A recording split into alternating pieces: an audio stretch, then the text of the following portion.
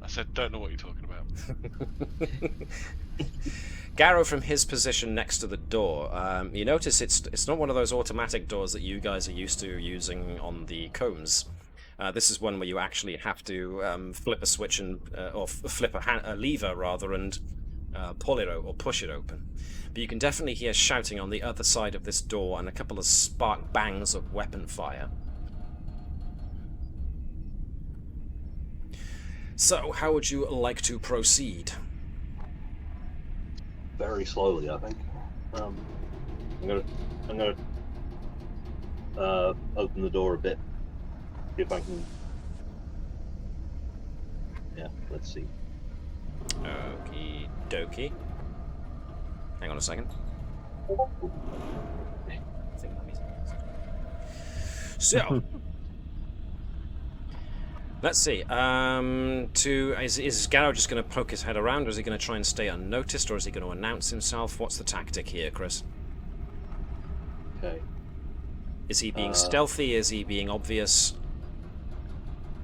I'm gonna announce myself to these Starfleet guys here and hope they don't. Okay. So before Send you around. actually address them, let me show you what you see. So, as the rubble on this side, further down the corridor suggest, this place is in a bad way.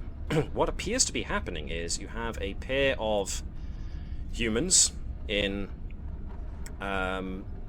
similar uniforms, but with, as the shoulder pad designs indicate, that their shoulder pad color is the same as operations, even in your time. Past this big mound of rubble, there appear to be others. Only some of which you can. Let me show them so you can see. Who are shooting back at these guys, and you notice they're all wearing the same uniform. The only difference being that these guys, some of them are wearing red lines on their shoulders. They have a woman who appears to be unconscious, and she falls unconscious as you round the corner to look out the door, as she takes a direct shot from one of the other crewmen, who shoots her point blank with a weapon. Now, she doesn't appear to be dead. It looks like it was on stun, but the remaining two are firing back over the mound of rubble at these two guys. And they are now making fighting retreat as they move away. These two guys move up and try and fire over the rubble, but find there's too much in their way, and the other side essentially make a getaway. These two at the very end now turn to each other and appear to be despairing more than a little bit. This one says, well, what do we do now? They just got the chief! The other one looks to the direction that the retreating guys went, and then looks back to his comrade and just shrugs. I don't know, man. What are we meant to do? And that's when Garrow does his thing. So what was Garrow going to do? I'm gonna attempt to at least find out who these guys are. Are these gentlemen? Whoa! As they both spin around, surprised by Garrow, and they both point their weapons at him. Garrow notices that the weapons are more like pistols, complete with pistol grip and trigger. Okay, but I'm just going to put my phaser away. Okay, holster your Want to phaser. know? Yeah, holster the phaser, hands up. Okay. Yes, I may look a bit different. I'm Bajoran. I'm from the USS Combs. Bit of a long story short. Yeah, we're here to rescue. The two crewmen look at each other and they seem very, very uncertain. One I'm leans. chief of security, by the way. Yeah. One leans into the other. I mean, He looks kinda human, but there's something on his nose. The other one leans in. I don't know. He's wearing a completely different uniform. He could be a Romulan. I assure you, I'm not Romulan. I'm Bajoran. Yeah? How do we know that? Uh, Says the first guy. So the second guy. Guys, you can come out now. I gestured towards the back, Yeah. back door, and might be a good idea to give me a little bit of help here. At which point... I'm going to say, put your faces away. So, which one, the who other? would you like to help? The blue guy? Well, actually, they would recognize The Tallarite, Denobulan. possibly. Neshlel, yeah. Would they recognize also, a Denobulan? Yes, they possibly might. There's also a human here. Yep. Oh, right. We've got one of those, too. Might be a good So as idea soon for, as... Sorry, I talked over you there, but as soon as Garrow motions back to say, you know, any of you guys want to help out, that would be great. The first one to talk basically levels his pistol shakily in the direction of the door that Garrow came from. Wait, there's more of you! Okay. And then as they see Dr. Sott exiting, they're like, oh my god, what the hell is that? Could that be a Romulan? Nice and straight. Alright, No, yeah, not that's Romulans. Fellas, Okay.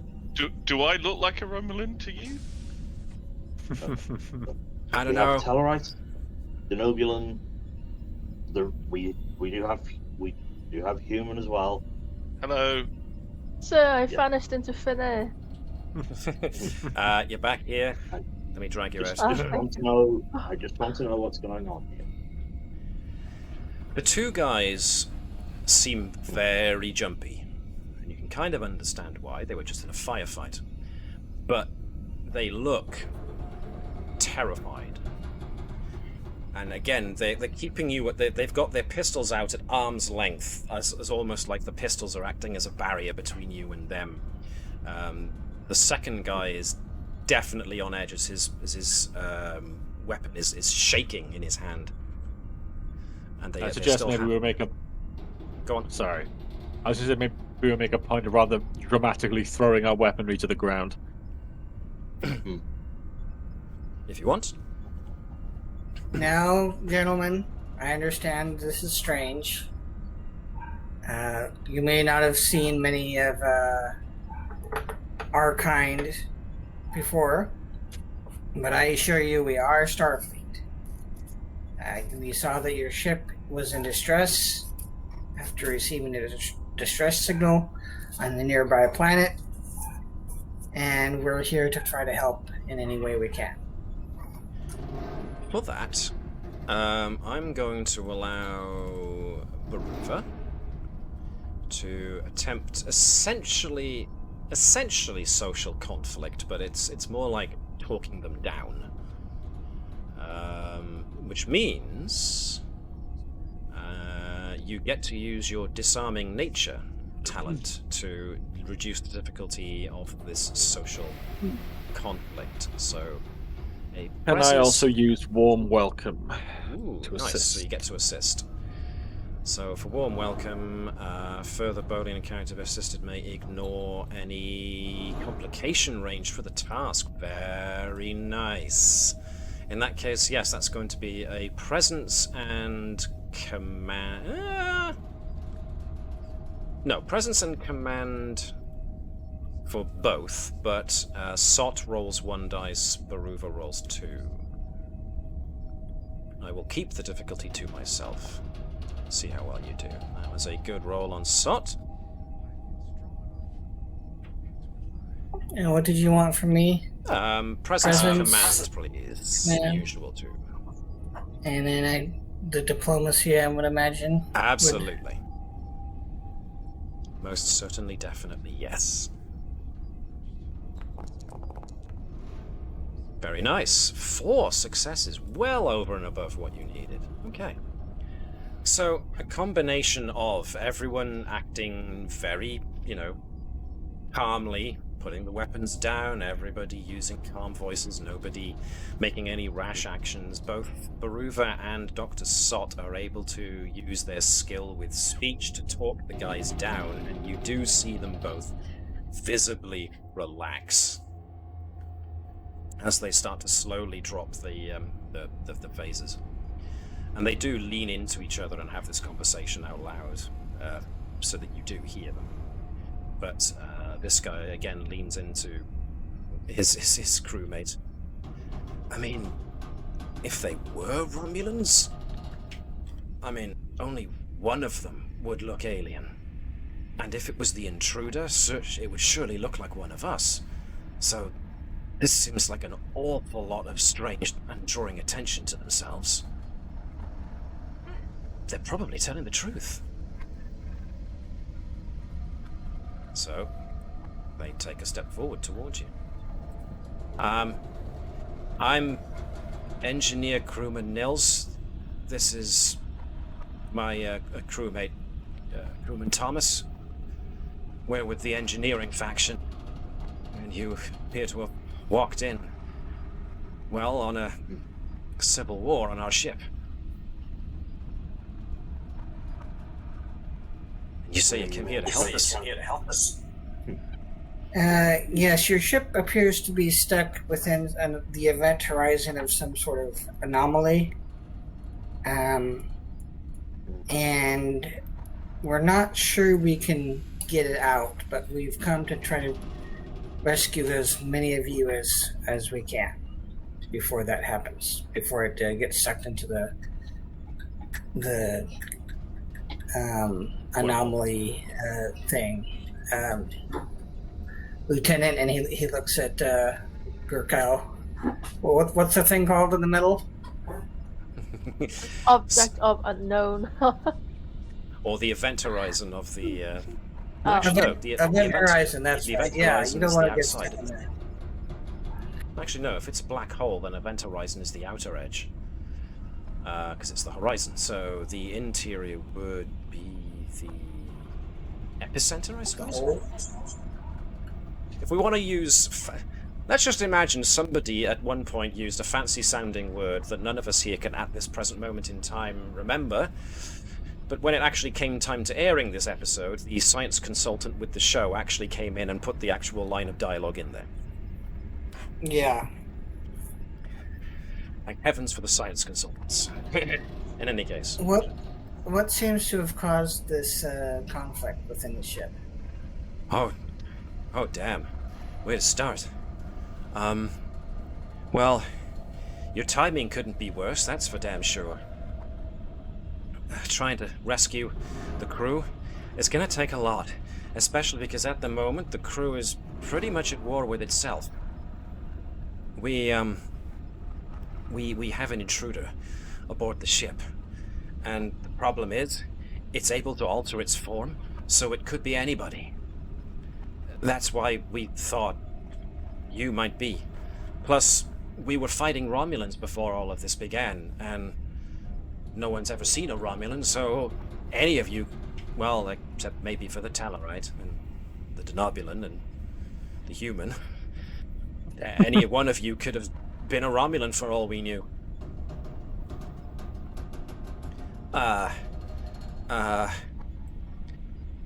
The other one notices his comrade is having trouble. What we've basically got going on here is that this ship was in conflict with a pair of Romulan ships. Birds of prey, we call them, because of the way they looked. We've been at war with the Romulans now for, I don't know how long. Months? Maybe even close to a year? And it's been dragging on and on. I mean, we're supposed to be explorers, not soldiers. Anyway, we got ambushed by a pair of Romulan ships. We managed to take out one, but then it became a game of hit and run, cat and mouse with the other ship. We eventually managed to chase it down and disable the other Romulan ship, and it crashed on a nearby planet.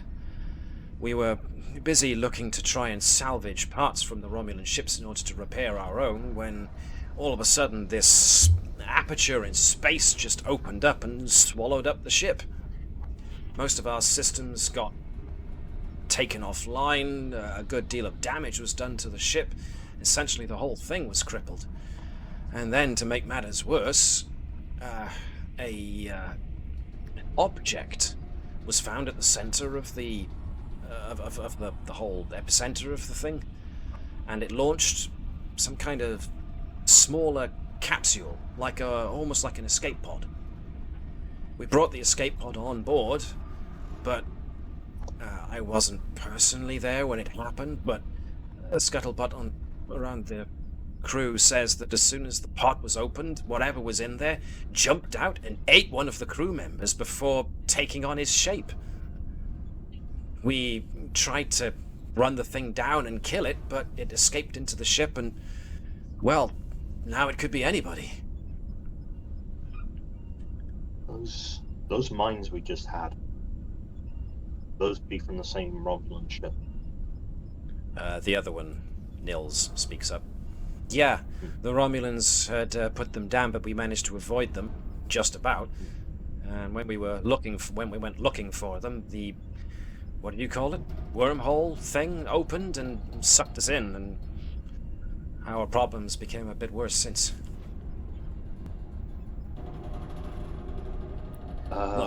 What's the name of that lieutenant that we brought aboard? The one who was on the Connie. I do Do you believe. happen to know a Lieutenant Connie by any chance? Kearney? Yeah, he was the armory officer here. He was tasked along with a couple of others by the captain to go down to the surface and try and see if they could salvage the Romulan ship for parts. But then the aperture in space opened and we lost contact with them. We assumed they'd been destroyed, maybe by a mine or by the gravitational forces of the wormhole. Well, I happily report that we found him alive. Oh, thank God. He isn't all. He is, well, he survived by drinking the water on the planet, but unfortunately the water seems to have been Contaminated is the word. Contaminated. We are treating him as we speak. Crewman Thomas speaks But, up. Wait, just him? There were no other survivors? I'm afraid not. Oh, damn. We pulled the personal. We found the personal files from the crashed shuttlecraft, and well, yes, some not good reading, unfortunately. Well, like Nils just said, I'm afraid you've come into an extremely bad situation. You see, because of the alien, the crew has kind of split. Wrong accent, man. The crew have kind of split. We're with the engineering faction. The other two factions are the science and medical. They're one group. And the remaining group are the command and security group. What just happened now with us, our chief engineer, Phillips, we were going with Philip to try and repair some damage on this deck when some of the command faction, they ambushed us. We were repelled, but they appear to have taken the chief with them. And I think that means that, well, I think the XO is probably gonna kill her, probably space her, like she's done other people. Nils talks up. Our captain, unfortunately, is dead. When the alien got loose, Commander Mallory, our XO, got into a heated argument, I suppose you could say, with our chief engineer. The chief and Commander Mallory both disagreed on the best means of going about trying to flush out the alien. And the captain got in between them, trying to separate them, and then something happened. A phase pistol went off, and the captain was killed. No one is entirely sure what happened, but those of us in the engineering faction, We knew that Mallory's always been looking for the captain's job. We just figured that she used the opportunity to kill the captain. But Chief Phillips wasn't going to side with Mallory, so we banded with the chief. Commander Mallory accused us all of mutiny and has basically been looking to get rid of us all. So the crew have kind of split into different groups. We hold different parts of the ship.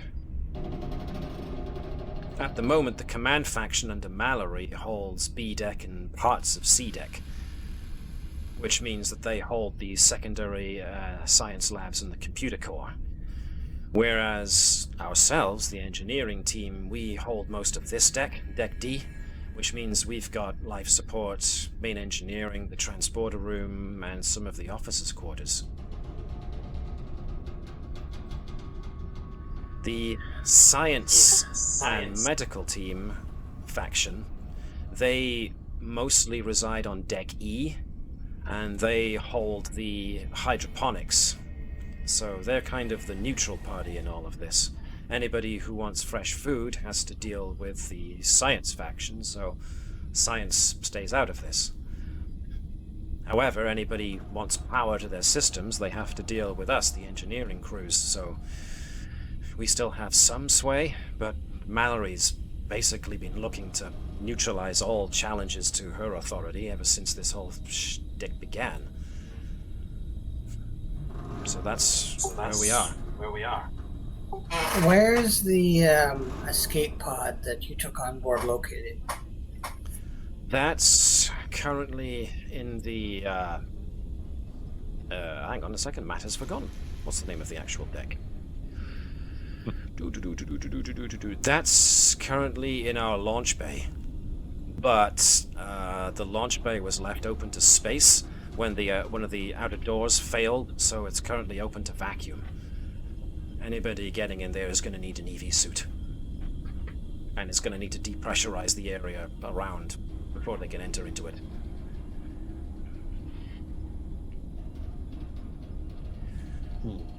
Would they have force fields back then?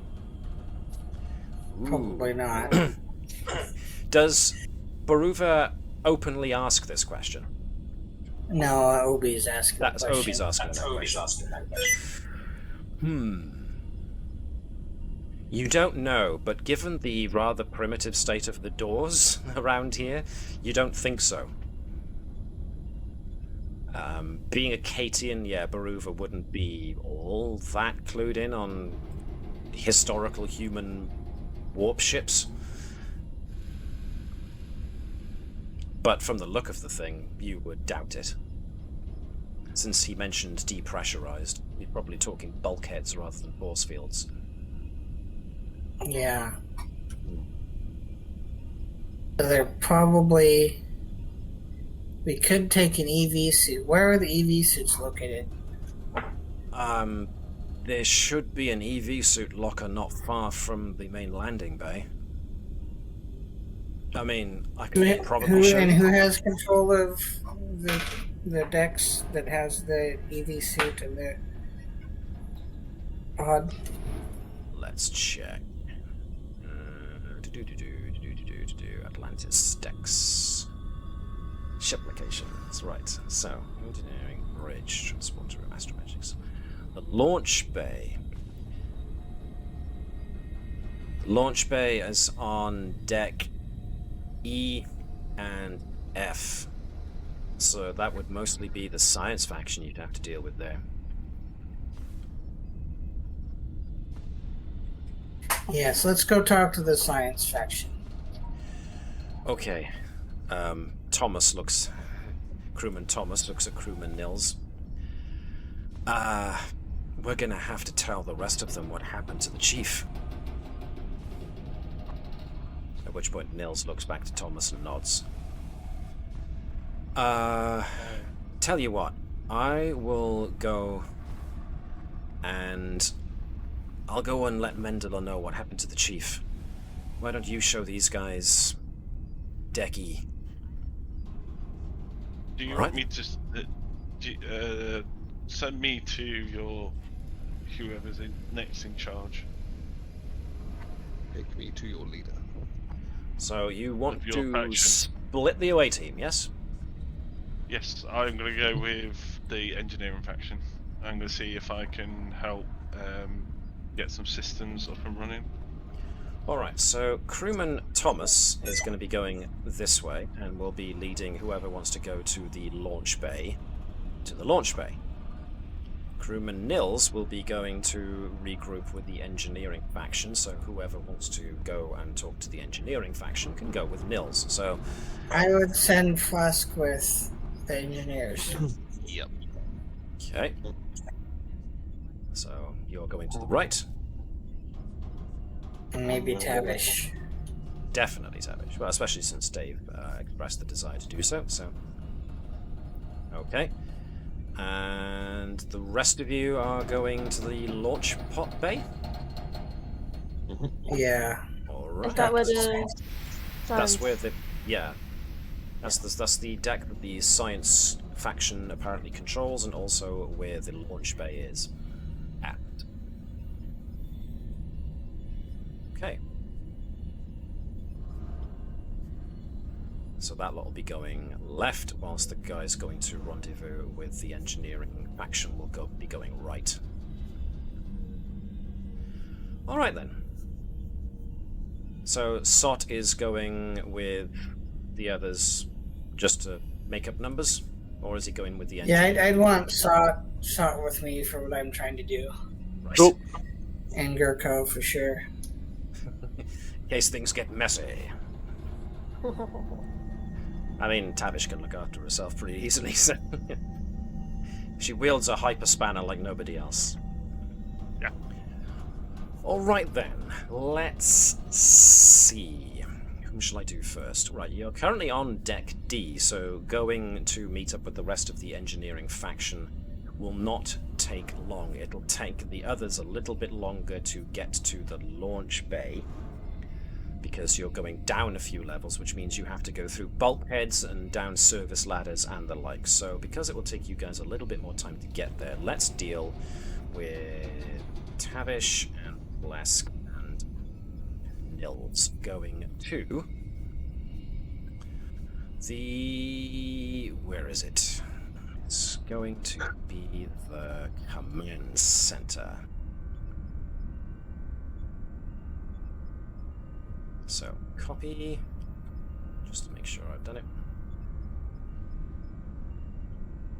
Ba-do-ba-do. Waiting for it to load for me before I let you in. Still not loaded. There we go. So, you guys will start off down here. Who have I lost? Nope, there you are. That's all three of you. Right, cool. Command center.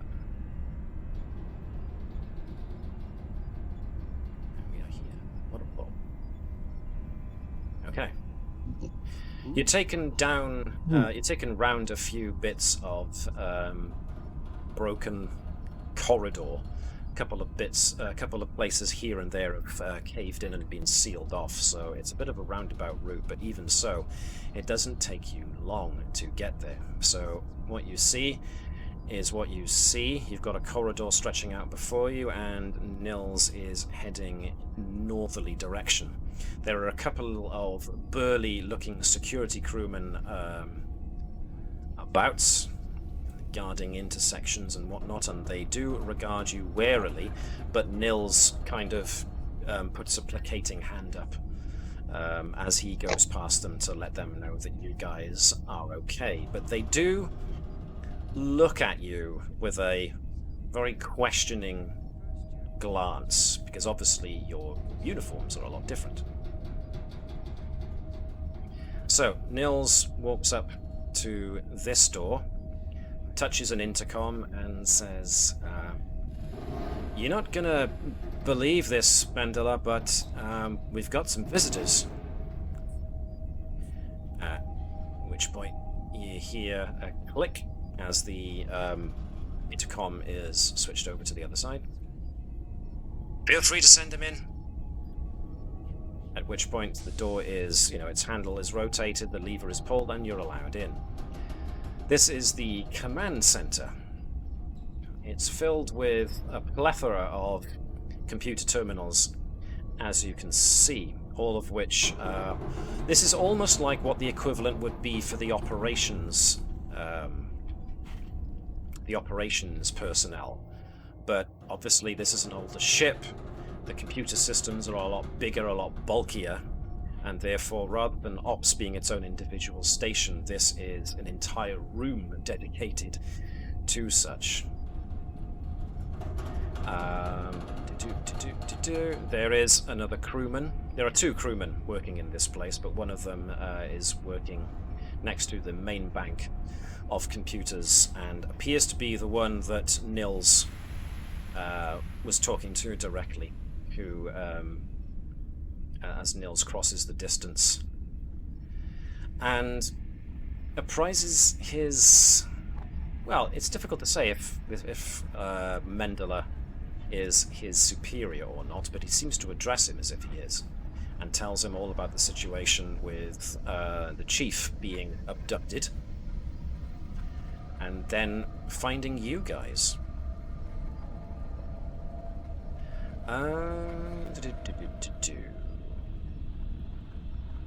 Tavish,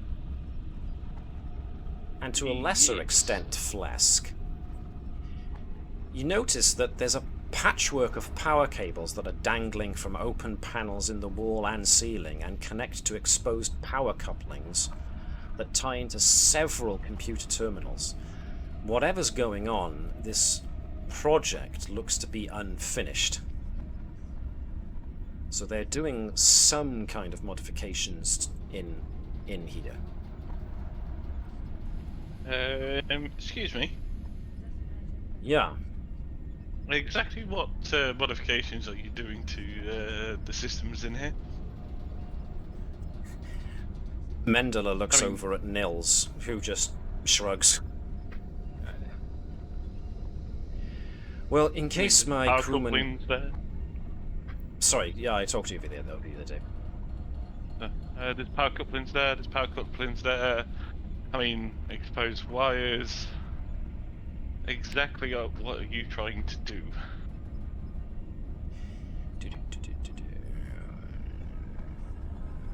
I was going to turn to Tavish and say, if we are comfortable with whatever they're trying to do, we can demonstrate our good intentions by helping them fix whatever this is. Yeah, that was my idea. Ah. Well, it's not my idea, it was your idea, but I agree with your idea. Well, in case you haven't already been told, says Mendela, this ship is currently without a working bridge. And since we're going to need a functioning bridge to be able to get this ship out of here, then we're having to patch most of the command and control instrumentation through the command center here. So that's what we're trying to do. Okay. Can I ask, where did you come from? Your uniforms? And the fact that one of you appears to be not human. All you need to know is that we're Starfleet.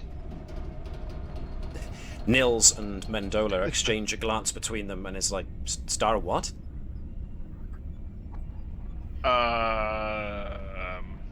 We're on your side. Okay, well, in case you haven't already been told, the situation, as far as our side is concerned, is a little bit messy. Yes, our other colleagues are helping you out, and going to see, what was it? The science? Science faction, yes. Yes, the science faction. The science faction. Okay. We came here because we're engineers. I see. And we want to help you get out of this. Actually, and everyone. I am actually chief engineer on my ship. Oh, very good. Well, in case... Well, you probably already know this. We are now down our chief engineer, which kind of leaves me in charge of this whole debacle. If you're willing to help, then yeah, I'd be willing to accept any and all help you can give. Like I said, we're trying to patch command and control through the command center here, especially since we want to limit how much access Commander Mallory has to the ship systems. Alright. I am not, like, I am slightly familiar with your systems, but not overly familiar. So having someone to assist both of us while we're doing and helping you out would be much appreciated. I have the talent repair team leader, so I have expert knowledge in guidance and ship systems, so I can help. And me assisting my chief engineer could help us repair or redirect most things. Yeah, Excellent. I'm very good with power systems, computer systems, warp. Actually, have you got warp? Well, we did have warp, but unfortunately, due to the damage and due to being caught in the gravitational pull of this whatever it is, we have had to dedicate our warp power to trying to keep the ship in one piece. We're hoping to find a solution to help break us out. That's a good point. Where's your ship? You're not trapped in the wormhole as well, are you? No, we're not trapped in the wormhole. We're at the moment. Our ship is staying. It has enough power to stay out of the wormhole at the moment. That's why we transported over here. So you could technically take everybody from here. Yes, but seeing as there's a situation arised on this ship, we kind of wanted to take everybody from this ship to our ship. But seeing as there's a situation, that situation needs to be dealt with first, and then we can get your people off. And I mean the whole crew, without the what was it, intruder? We do have an intruder, yes. Yes. There are... And direct the ship out of the wormhole, so we have time to deal with the intruder. Yes. Well, you may find that difficult. We have numerous people with numerous different ideas as to what the intruder could be. But at the moment, most of the engineering factions seem to believe that this intruder is some kind of shape-shifting vanguard to a Romulan invasion fleet. And there's talk that we might not be the only ones being attacked. That this Romulan infiltrator organism, or whatever it is, might be looking to try and infiltrate all of Earth's chief systems, starships, governments. So, finding it is paramount. But, as you say, fixing the ship and getting us out of here is going to be a priority. But getting us all to safety is going to mean the possibility of taking the intruder with us. And I don't think many people are going to be happy with that idea. No. That's why the other complement of our away team is going to probably be doing that. They are really? more... They probably... I don't know. How many more of them are there? Another 4 of us. And where would they be going now? They are going to the science faction, as I see. said. Courting the neutral ground. I suppose that's fair, considering you're trying to get to the bottom of what's been going on. But, and Mendela does look at Nils at this point, we do have the problem that the chief has been taken. And in all likelihood, Mallory is probably going to execute her, if not just chuck her over an airlock. Well, I would not worry. Our first officer is very skilled in diplomacy. I fear it may take more than diplomacy, but if you believe your first officer is capable enough to see this through to a peaceful resolution, well, I hope so. In the meantime, maybe let's start getting started on these modifications we need to do. Matt, Yeah. would changelings be about at this point? Now, that's a very interesting question, isn't it? I am going to ask Tavish, maybe with a bit of help from Pleasc, to give me an insight and... Ooh, what's it going to be? History. Actually, you're looking for enemies, so this makes sense if it be insight and security. So feel free to... Which one of you would be better at insight and security? Insight 10, security 1, insight 7. So it'd be best if Pleasc led this and Tavish assisted. Okay. As long as it's not the Picard changelings, those ones are tricky. Oh yes. Oh yes. But we are jumping the meta-narrative a little bit here, so it's... Alright, perform a task. 2 dice. 2 dice for Pleasc, 1 dice for Tavish, please. And I'll keep the number 2 myself. That's not too bad. So, Dave, we can get 1 from Tavish. Yay, well done. Right, so Tavish especially, but both of you remembering your Federation history from the Academy. The reason these guys don't know what a Romulan looks like is that during the Earth-Romulan War of the 2200s, the Romulans stayed in their ships and kept making surprise attacks using their cloaking technology. So even though they engaged Earth Alliance ships, which included their brief alliances with the Andorians, the Tellarites, and the Vulcans,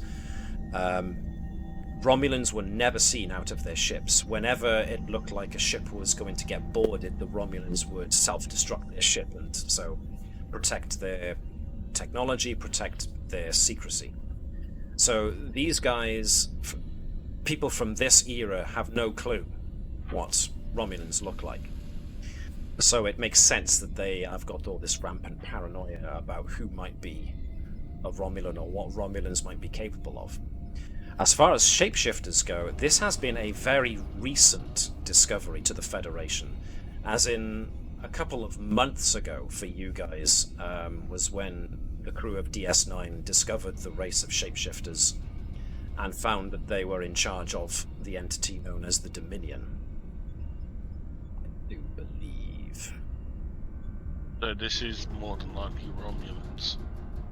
So, as far as shapeshifters being around at this point in history, unless that history was lost or covered up, it's unlikely.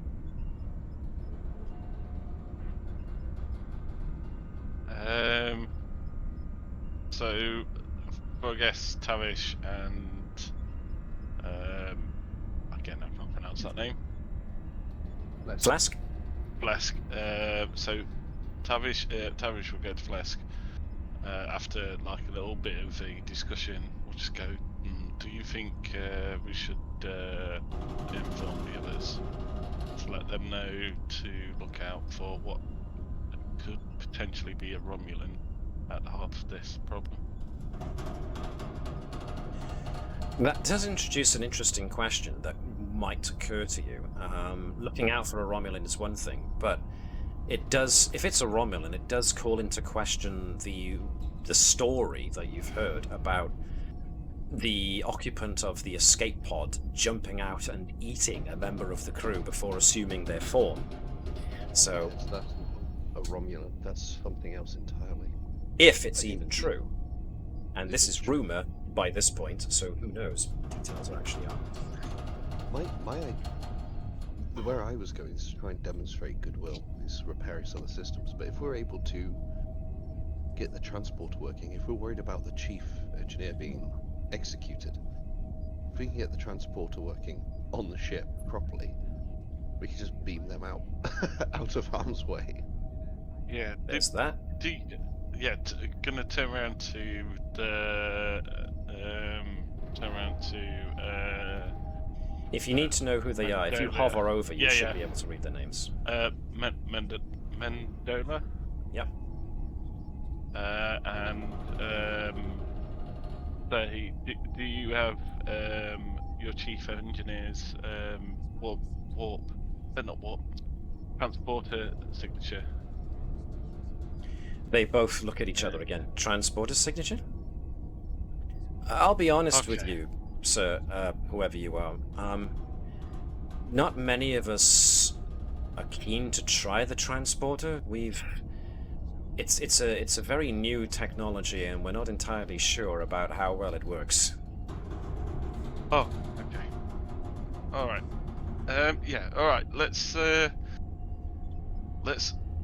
shore up what power there is here, and then we'll go to the transporter. Okay. And fix that as well.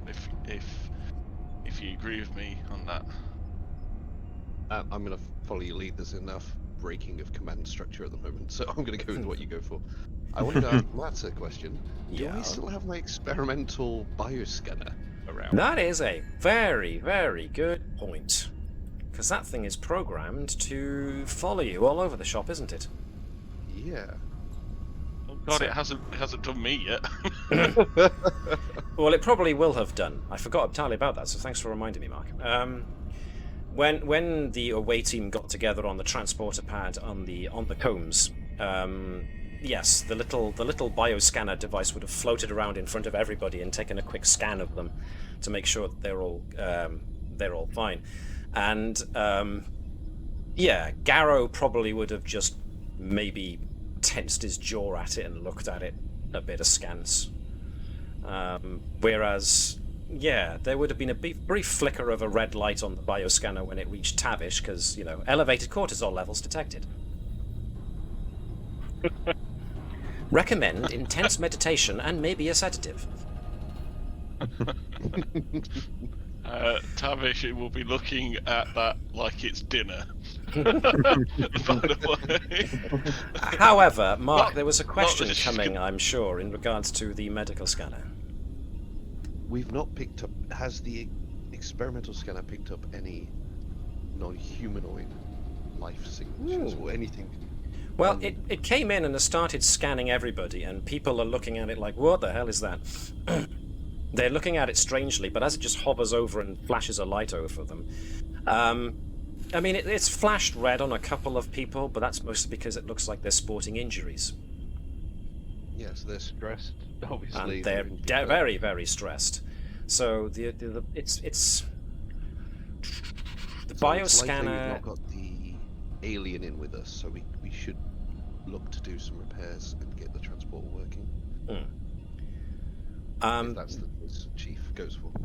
The trouble with that appears to me to be that your tiny little medical scanner doesn't know what the alien intruder might be, and therefore doesn't have the capacity to scan for it. But I suppose if it scanned something that it wasn't familiar with, it would probably only check them to see whether or not they are carrying any kind of bacteria or viruses or stuff like that. So it wouldn't care, just as long as they're clean. So Yeah. So I know they are not unclean, even if they are a hostile alien. Which So, you won't be catching infections from them if you do end up getting savaged or, mauled by an alien that wants to eat you. So, if they are in here with you at this present moment in time. well, that's a plus. Yeah, that's all right. Then. Over to you, Tavish. So, for you guys, I just want you to give me, one of you can do it or both of you can do it, a reason and engineering task, difficulty 2. I will assist. Okay, so Tavish can do 2 dice, Pleasc can do 1, reason plus engineering, difficulty 2. Reason plus engineering. Is there anything I can use for focuses? Let me have a look. Warp field dynamics would definitely help here, as far and the same goes for Pleasc, actually. Ooh, yep.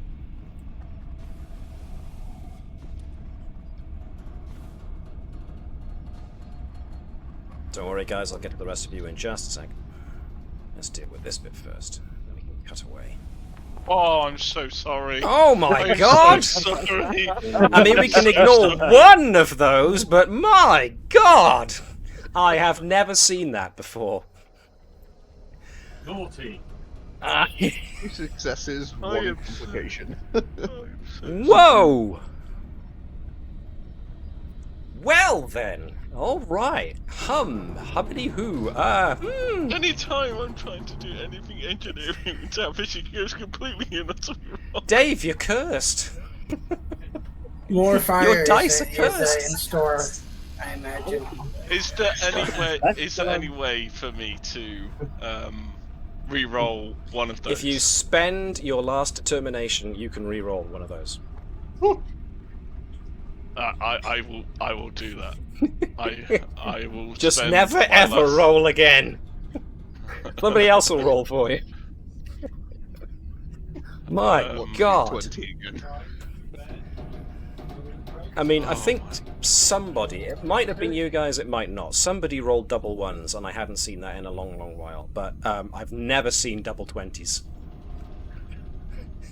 I've never seen double 20s in all the months I've been, the year and a bit I've been doing Star Trek Adventures. Dave, you're a record breaker. Well done. Woohoo! So you can re-roll one of those, and we ignore the other 20. Jeez. I pressed the re-roll and it's giving me the dice pool thing again. So do I just put number use of dice in focus? pool 1. Keep your focus. Yeah. Okay. That's better. No successes, but it's miles better than the 20. Okay. I'd pray, how did you get through the academy with that? Well, The dice Shit. gods hate me. I need to pray to the dice gods a bit more. there needs to be... I don't know how I would do it, but there needs to be some way of coding in a dice jail into this. So that a certain person's dice gets sent to dice jail and have to sit there and think about what they did. Because Can I change Damn. my dice? maybe, yeah. Can I Go, change if you go into game settings, configure settings, and find the module Dice So Nice, and find the 3D dice settings, try tinkering with your 3D dice settings, maybe choosing a different theme or something. See if that makes a difference. It probably If you won't. find a theme that gives you all ones, let me know. Yeah. Can we just like not give him 20-sided dice? It'll find a way to roll it, I assure you. Whoa, blimey. I felt that right in my guts, I really did. Woo! My wife Sure. walked past, and when I said what he rolled, she went, mouth agape. The ship just explodes. Thankfully, no. Some real quick actions are done, but yeah, okay. Whilst the two of you, Pleasc and Tavish, are working on trying to help them out with what they're doing, you do. Looking at what these modifications appear to be, these modifications could endanger the ship due to the increased risk of a cascading overload that might result in a warp core breach. With that knowledge, before you have a chance to say or do anything, I am going to the other group. So, we are taking a trip to the deck with the science faction. Now, as you're proceeding down to deck E, you're on deck D, but you have to make a couple of sideways scenic tours of the place in order to get past some of the damaged areas. essentially, crewman Thomas asks if you would rather meet with the science or the medical teams, because they currently hole up in different areas. The science team under Science Officer Shiro Takahashi currently hold out in one of the science labs. On C deck, so you'd have to go up. But the sick bay... Where's sick bay? Is on E deck, and that's where you'd find the chief medical officer and his medical teams. So which would you rather go for? Science guys on B deck, or the... did I say B deck? I said B deck. Pretty sure I said B deck. Yes. Whoever can get us to the EV suit. Here's my plan. I think it might be simpler than this. I think we just need to look for somebody that's wearing a hat all the time, if it's a Romulan in disguise. But well, if you're looking, if not, sorry, go on. If not, I kind of wanted to see if we could send somebody in to scan the pod, and then maybe get some sort of baseline. Biogenetic marker or something that we can use to scan. Okay, well, the launch bay is on E deck and F deck. It takes up 2, but if you want to maybe go to the medical side of the science faction, they're on E deck as well. So you can kind of kill 2 birds with 1 stone there. Yeah, let's go see the medical. Okay. Maybe Dr. Stark can confer with their medical team, find out what they know about the alien entity. Okay, no problem. Good idea. Let's have a look. Let's post you guys to... have I got all of you? Now I do. Yep, so let's take you to the sickbay area.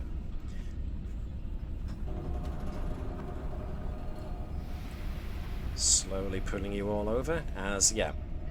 So crewman Thomas says, technically I need to get back to my guys on D-deck to try and see if I can help out with what's going on, and I don't know, see if we can formulate a way of getting the chief back.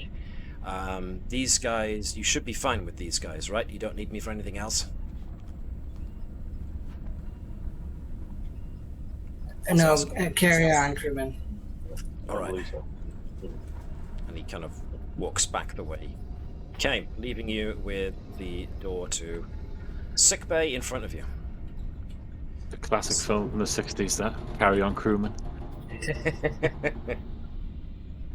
Which would be our third cross-franchise quote of the day so far, so not bad. So yes, this, like so many other, is a unwind it and pull the handle bulkhead kind of door, but there is a small window that you can use to look in and see a rather expansive medical bay, but not much of the advanced equipment that you would see on board a ship as contemporary as your own. This is definitely a blast from the past. So you can click on the door icon if you want to open it up and go through. At least you should be able to. Yep, there you go. So as it opens, obviously some heads turn, and you find yourselves in the medical area. So, sickbay. So there are a number of personnel just kind of milling about, each of them wearing the same kind of blue overall uniform, but with the blue band marking them as science personnel. Of particular note is that there appears to be a man in a like a long medical coat, and he and another crewman appear to be performing some kind of autopsy on a dead crewman. And they kind of put their instruments down and just look at you guys as they notice you walk in. Dr. Sott very confidently walks just right up to the medical bed. And everyone's looking around like, not recognizing a Bolian. Or a Catian for that matter. I'm not sure about what's going on with Garrow's nose. And so the guy in the medical coat kind of steps forward and puts his hands up in a placating gesture. I'm Chief Medical Officer Alejandro Martinez. We mean you no harm. Greetings. I'm Lieutenant Gerkow, and yes, I know you're staring. Yes, I'm Bajoran. Bajoran? We've never heard of a Bajoran before. And so, to make a long story short, shall we just assume that you summarize your situation for them? Yeah, we're gonna give them the long story short. Okay. Give So, them the least version of events. so you're looking to go down into the launch bay. Okay. There should be a locker with EV suits not far from here. I could probably have one of my people show you where to go. Nobody's been in there ever since the incident with the intruder. And I've been, well, busy.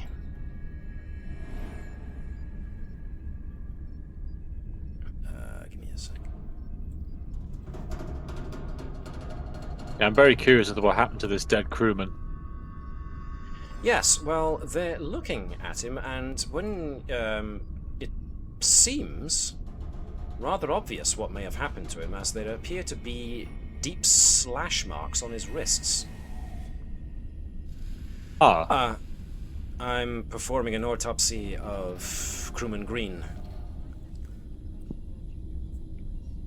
You are a doctor, and he kind of poses that as a question because he's not entirely sure, but he seems to recognize the demeanor of a fellow medical specialist. Yep, Chief Medical Officer of the USS Combs at your service. Anything I can do to help? Well, unfortunately, Crewman Green is long since past our ability to actually do anything about. It's just, I don't know. I was performing an autopsy because I thought I might find something else. I'm not entirely convinced this man died by suicide. What do you think? The cuts on his wrists look like suicide, but there's some evidence of lividity around parts of his body which suggests that he was already dead when the cuts, or not long dead when the cuts were made. I was just about to conduct a more thorough examination to see if I could get to the bottom of what might have actually killed him. If you're willing to help, then I would appreciate assistance. Yes, of course. Okay. I'm gonna ask for just a simple insight and medicine check. I will make it difficulty 1, and I will ask Dr. Sott to make it. Cool. Let's see if any of you are... Well, one success. Exactly what you needed. Emergency medicine, trauma surgery... Ooh, trauma surgery would come in here. So, yes, Dr. Sott whipping out his medical tricorder and start waving the wand over the cadaver, of course makes Dr. Martinez and his medical staff kind of stop and just stare at it in awe, as he was about to pick up a scalpel, of all things, and you just scan over the body. What Dr. Sott's scan seems to suggest is that this man appeared to die not from blood loss, but from a severe blow to the base of the cranium. And there's a couple of bruises in areas that would suggest defensive wounds.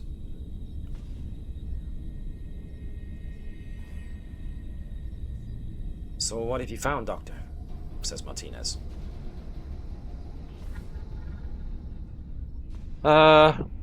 Interesting. So yeah, it looks like you were bang on the money. Sorry, this man did not die from suicide or slash risk. There appears to have been a murder. So any idea what could have caused this? Well, if you talk to any members of the crew, they'll tell you that it was probably the alien intruder. I myself... What do we know about this alien intruder, by the way? Well, that's the thing. To be honest, I'm not entirely convinced there is an intruder. You see, I reckon this could be some kind of Romulan weapon. Perhaps EM waves, because nobody's been able to see it. But specially modified electromagnetic waves could be emitted, possibly even by the item that we brought on board in the hangar bay, that could cause the kind of paranoia and violent behaviors that we've seen in the crew. It would explain a great deal how this alien, whatever it is, could hide in the shape of anybody. That could just be a part of the paranoia playing out. It makes it easier to accuse people of being complicit, or maybe of being the alien itself. And I'm sorry to say that a lot of what's been happening recently might indeed pan my hypothesis out. I assume you've been brought up to speed on the nature of the fact that there are factions within the crew now. Mm-hmm. Unfortunately, the two leaders of said factions have been the ones who have committed the worst atrocities. No one's entirely certain if it is Lieutenant Commander Mallory that actually shot the captain during the scuffle, or if it was indeed Chief Engineer Phillips. Either way, it left us without our captain. Ever since then... Sorry, Obie, you were going to say something? He'll interrupt and say, "Does either one of them wear a hat now?" And then they didn't wear a hat before. I'm sorry? A hat? A head covering of some sort that goes down a little bit over their ears? I don't believe so, no. Oh wait, carry on. Why? Is there something you know that we don't? Many things, but that's not for you to worry about. Carry on. I see. Well, let's think. Our first officer, Mallory, she has been guilty of airlocking people that she suspects are the alien. She's accused those of us on the science and medical teams, as well as those in the engineering faction, of basically mutiny, because she thinks that she should, as far as the command structure goes, be the one in charge. And she issued a command that no crewman should go around except in pairs, or at the very least with more than one individual. Anyone caught having been alone is immediately cast out of an airlock. But that's not to say that Chief Engineer Phillips' actions have been any better. Because she has access to life support, she has been known to cut off life support to entire areas of the ship that she believes the alien might actually be in.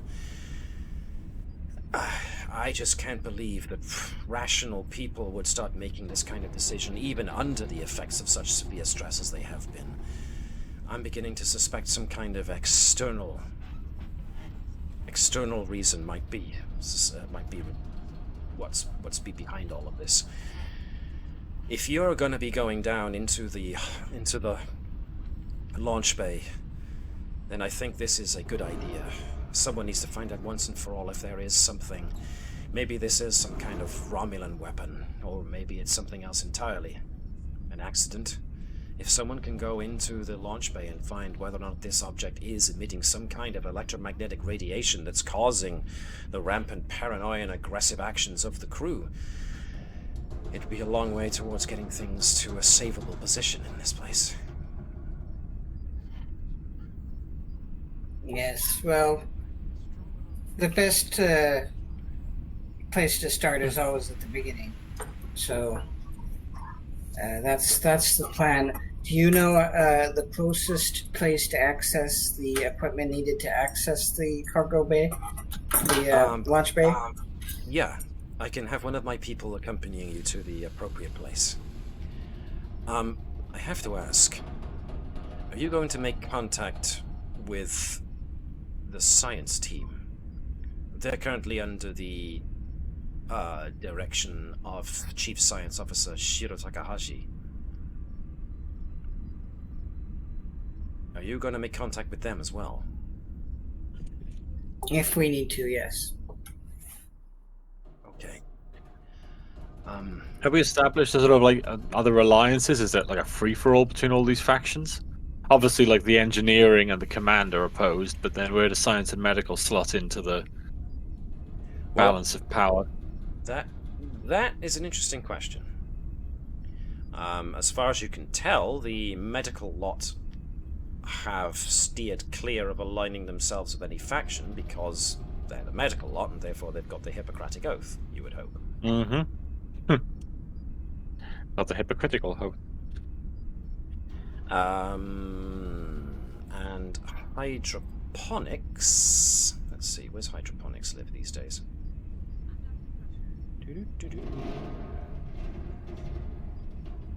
We're there, so let's see.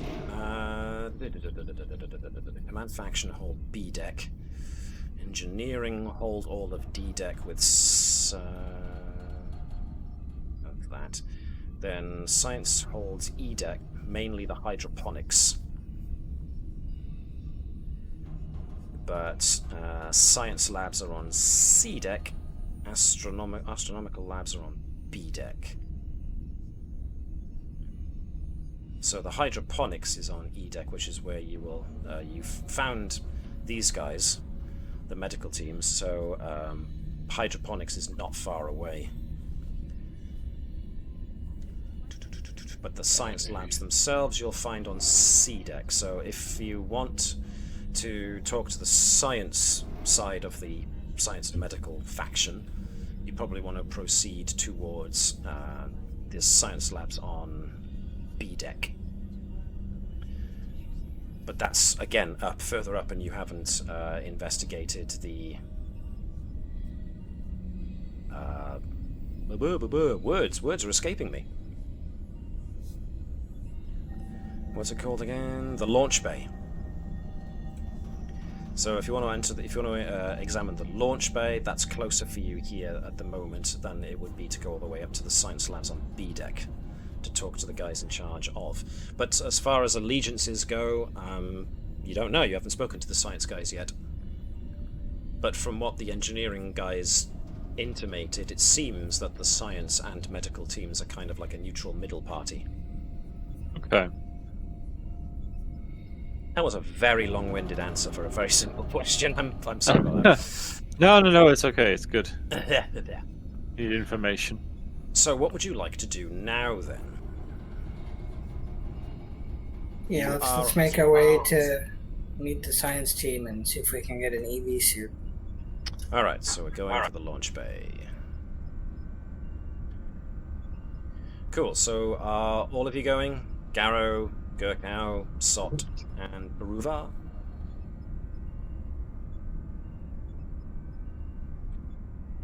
I think that's all of you. Yep, I've got all of you. So let's see, the launch bay. Right, that looks like a nice spot. If I can just group you all in here. So you have to grab EV suits from a special area filled with lockers with EV suits. Some of them are not in the best shape. It looks like some of them took a hit, but you are able to find enough EV suits. They're of a pretty primitive design. They're pretty big and bulky, but they'll do the job. You just don't expect to be able to move terribly quickly. Luckily, gravity is still engaged on this deck, so you've got that going for you. And I am just going to have a quick look for... if I can find the right sound effect for this. Not finding anything at the moment. Give me a sec. Nope. All right, I'm gonna have to find it myself. Okay, let's see.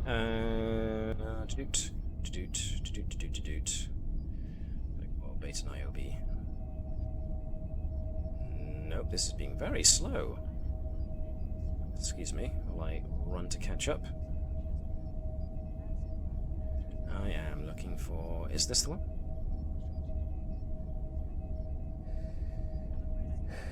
No, that's just somebody breathing. So let's have... Ah! That's the one I'm looking for. Where is it? Where is it? Where is it? Where is it? Where is it? Where is it? Where is it? Where is it? Where is it? Where is it? Where is it? Where is it? Where is it? Where is it? Where is it? There it is! There we go. You eventually find yourself in a sealed, small circular room.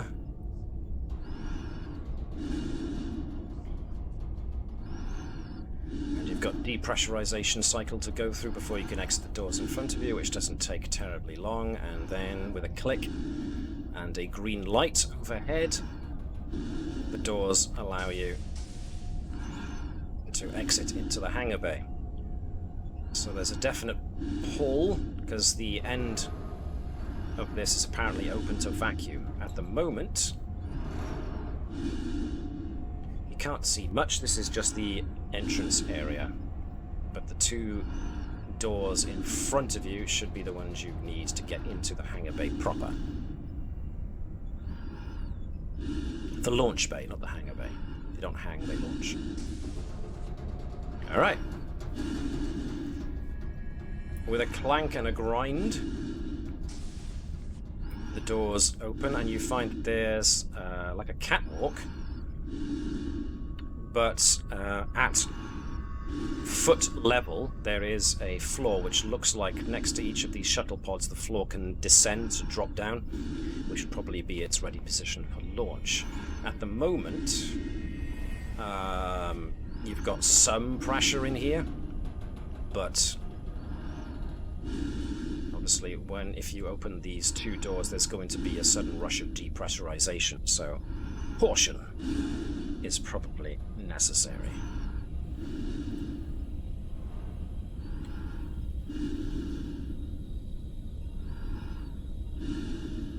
We'll slowly do the anti-gravity slow walk. Blump, blump, blump, yeah.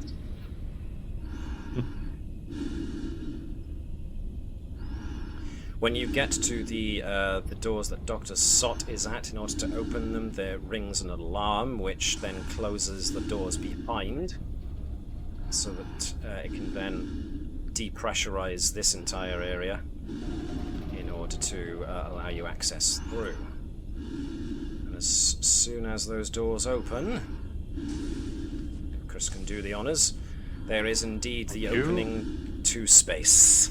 So there's a breach somewhere in this area, probably from the fact that there's no door right by here.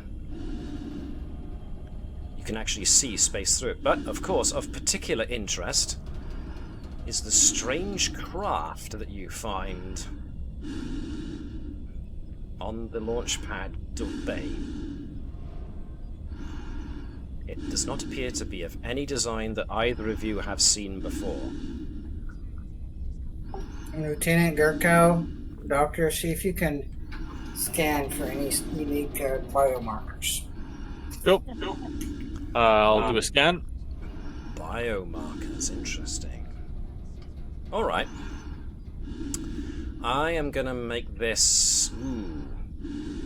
Now you're searching for any residual sign of any biological traces. Now bearing in mind this has been open to vacuum, so anything in here has been flash frozen dead and maybe drifted off into the depths of space, but you never know your luck. This is going to definitely be a difficulty 4 control and medicine check. Can we use the plan of action? You can use whatever you want to try and up your chances, definitely. Can I use my cultural studies focus? Cultural studies. Or is that a bit too much of a stretch? That's a bit of a stretch because you're looking for traces of biological matter, basically. Alright. Whether and No, how you you- would use that to tell it what way they kind of build their monuments is interesting. What were you going to say, Connie? Can I use statistical probability? Now hoping that would be a some good changes focus, remain? yes. So, Dr. Sott looking for medical stuff. Gerkow can assist with 1 dice. Ooh, there's some good rolls right there. Sure. Dave, Didn't look even away. need my cultural studies. Dave, look away. These rolls can only hurt you. Control and medicine, right? Yes, please. Yeah. 1 dice with focus. 18, so not great, but at least not a catastrophe. It's no 3 trench. successes. Okay. Running tricorder around the area. Yeah, the exterior is flash frozen and there's nothing much you can get. But with 3 successes, you get an idea of the shape of the interior, for lack of a better word, cockpit area inside of this, whatever it is. The small space and the limited amount of technology detectable, even though you were scanning for biology, I'll go with it anyway, suggests that this is less a craft, more an escape pod. As such, there's only room really for 1 occupant, but that 1 occupant does not conform to any known biological form that Sott and his not insignificant medical knowledge can identify. With 3 successes, I will say that whatever life form was being transported in this alien pod is something you've never encountered before, and may even, from the few stray cells that you've got, even though they're dead, their composition suggests something but not entirely of this universe. Like, out of character, it's like, it does look a little bit species 847 2E. In regards to that, it's an entity that comes from outside of your subspace domain, your dimension. Yes, absolutely. And technically, the Federation doesn't know about species 8472 yet because Yeah. that's all in the Delta Quadrant, and Voyager hasn't made its way back yet. So. Yeah, that was my meta observation.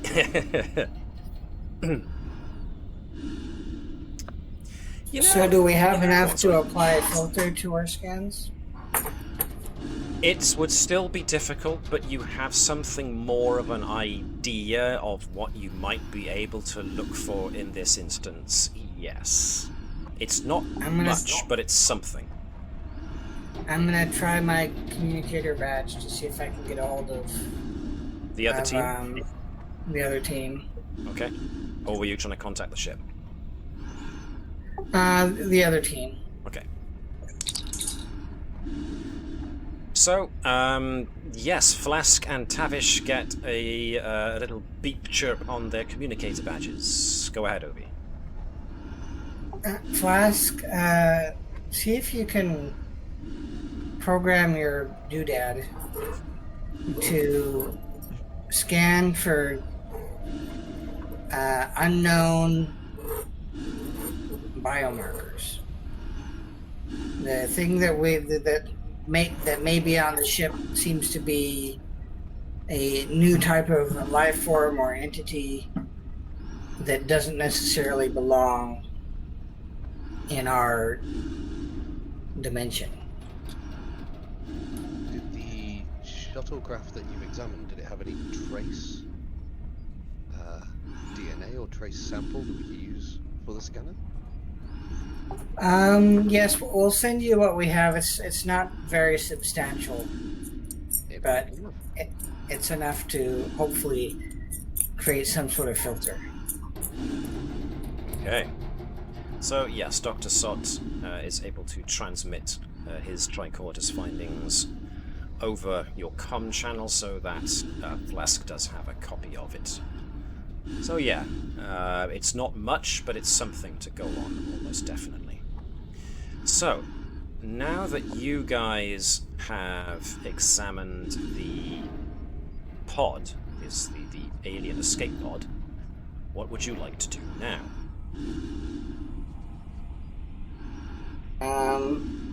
Let's go talk to the science team. Okay. I won't bore you with taking you through the whole thing of having you to take your character tokens all the way back to the place where you entered, so that you can do the decontamination protocols and all of that. Well, not decontamination, the air circulation stuff again. Let's take off the spacesuits because I don't need them anymore. Let's go to. Let's see. If you're gonna be taking a long trek now up to B deck to go to the science labs. So you're starting to get an idea of the layout of this place, but finding your way up is still tricky because you are occasionally coming up against bulkheads that are sealed because the other side has been opened to the vacuum. You even come across some sections where it seems that the bulkheads have been sealed because life support in that particular section appears to have been turned off. So you have to make a somewhat circuitous route through the various decks to manage to scale your way up to B deck. In that regard, from what you remember being told, the command faction under this Lieutenant Commander Mallory also occupy B deck. So are you going to openly introduce yourselves to the command faction, or are you going to avoid them for the time being? Did they allow us to pick our phasers back up? Let's go with yes. Because you did. Then you were very convincing. We're not going to seek them out just yet, but if we run into them, hopefully we'll be prepared to. Okay.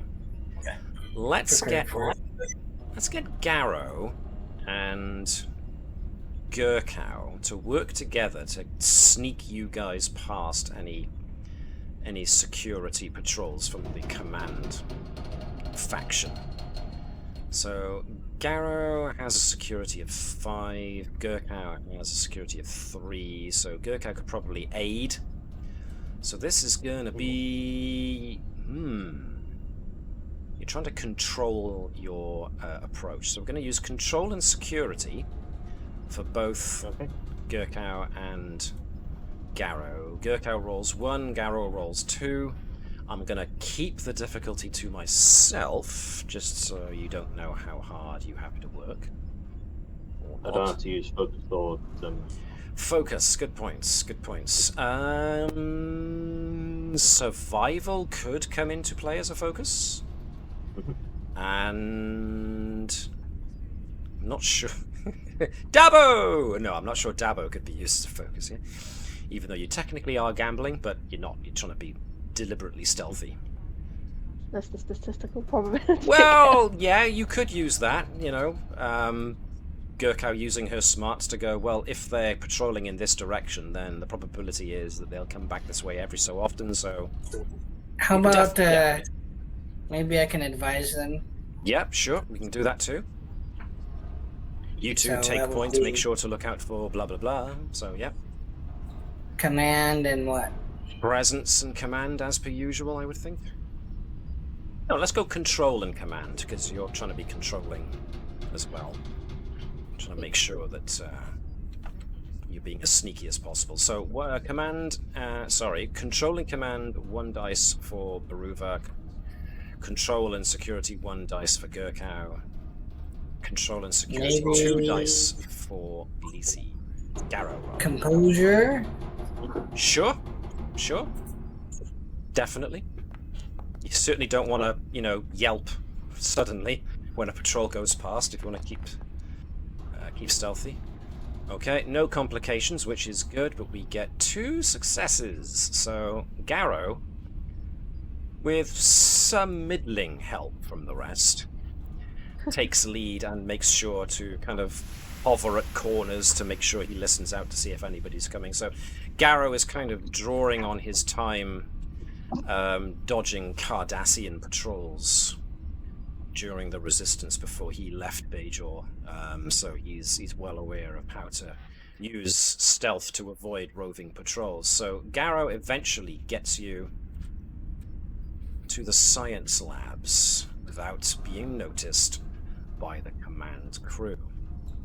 What happens when you reach the science labs, if I can find my notes. There we are.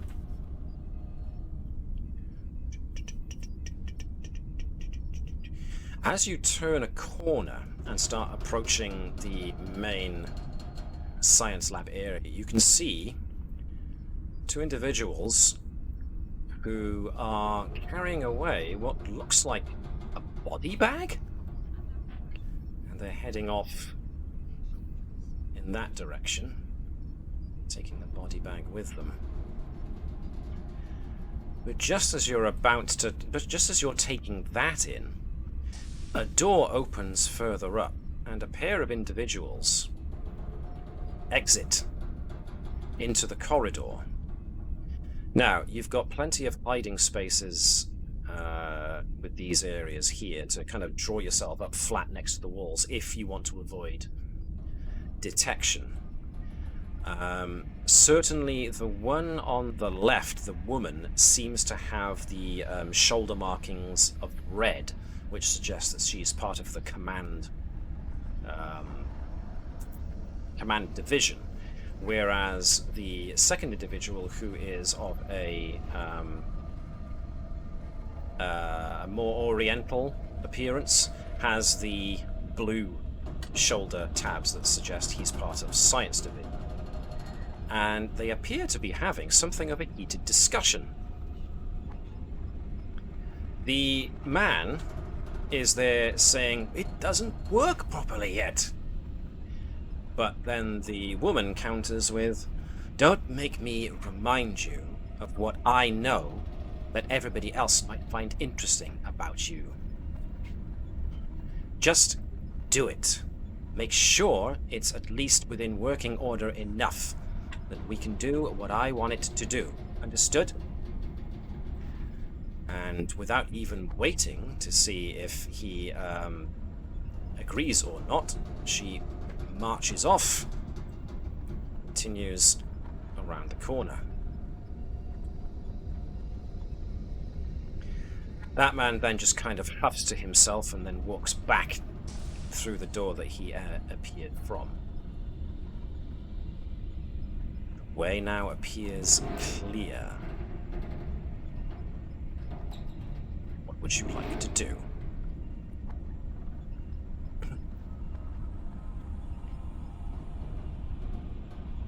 You can hear the sounds of occupancy here and thereabouts, so there are people here, mostly behind doors, think doing work. But the signage around this area seems to indicate that there are labs by here, labs by maybe in this direction too. The end seems to be a dead end, so... Yeah, let's go up and talk to who I'm assuming is our science leader.